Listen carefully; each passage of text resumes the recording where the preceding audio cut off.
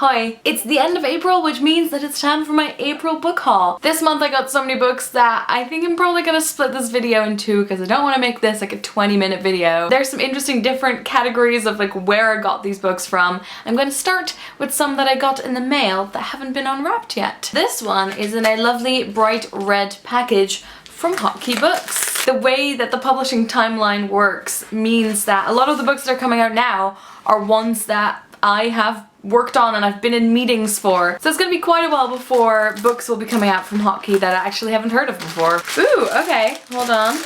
This is what the package looks like. This is a little pin of a London bus. I've actually been really getting into pins, so I think I'm gonna genuinely wear this. London Belongs to Us by Sarra Manning. I read this when this was a manuscript, so I haven't actually seen this cover before. This is brand new, although I was in some of the early cover meetings for this book. On the back it says, one huge city, one runaway boyfriend, one summer night, endless possibilities. This is a contemporary YA book about a girl who sort of wants to take things a little bit further with her boyfriend, but then someone says that they have seen him across town with a different girl, and this is the start of like what I sort of imagine as like a crazy montage of her just going through London, I think over about 24 hours, making friends and enemies along the way. If you live in London or if you're quite familiar with London, this just kind of reads like a love letter to the city. And it's got some pretty attractive French pastry bakers on scooters in it. Oh, I like this. The epigraph is actually from Mrs. Dalloway by Virginia Woolf. In people's eyes, in the swing, tramp and trudge, in the bellow and the uproar, the carriages, motor cars, omnibuses, vans, sandwich men, shuffling and swinging, brass bands, barrel organs, in the triumph and the jingle and the strange high singing of some aeroplane overhead was what she loved. Life.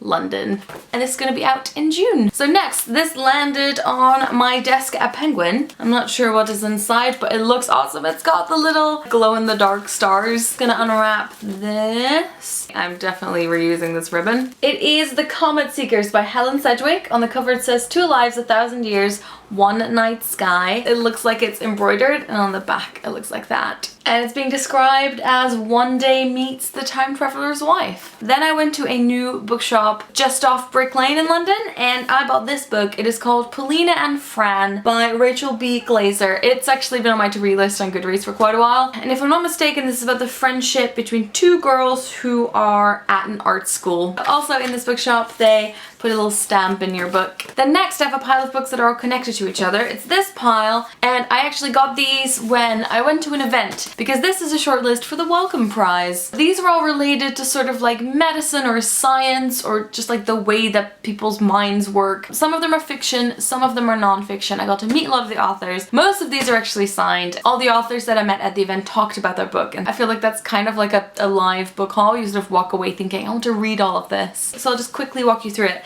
This is the first one, The Last Act of Love by Cathy, Rentzenbrink. I had seen this book around everywhere and I'd very much considered picking it up, but I have it now. It's actually the first one that I've started reading. It's sort of based on the author's life about her older brother who gets into sort of car accident, goes into, I think it's a coma. It's about her relationship with her brother and her story. I think it's going to be a really beautiful read. There's 2 where the authors weren't actually at the event, so I don't know as much about it. But this one is Neurotribes by Steve Silberman with a foreword by Oliver Sacks. And this is about autism. I'm pretty sure this is a non-fiction book. This one, the author wasn't there either, so this is Signs for Lost Children by Sarra Moss. Quite an interesting cover actually. I like this little sort of illustration slash picture. It's about a newlywed couple who separate to work on certain projects, and so they're only communicating by letter, and as time goes on it seems less and less likely that the marriage is going to work. Oh, it's set in Japan in the 1880s. And then there is It's All in Your Head by Suzanne O'Sullivan. This author talked a lot about sort of what the book means to her, and it's about psychosomatic illnesses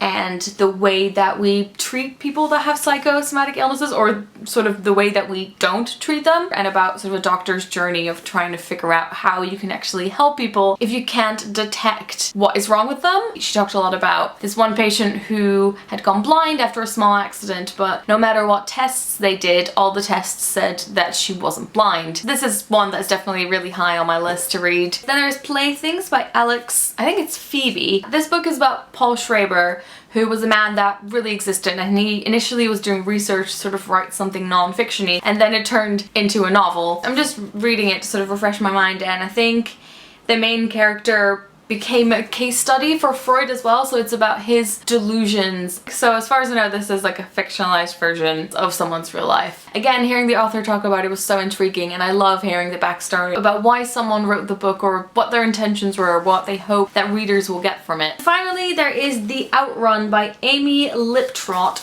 Gorgeous cover, I think you'll agree. It's about Amy's life and about how she was an alcoholic and what she did while she was in recovery. And so it's like a combination of that and beautiful nature writing. Alright, I hope you can understand why I'm cutting this video in half. I'll be back soon with part 2 of this book haul. I hope you enjoyed it so far. All info will be in the description, and I'll talk to you guys later. Doei!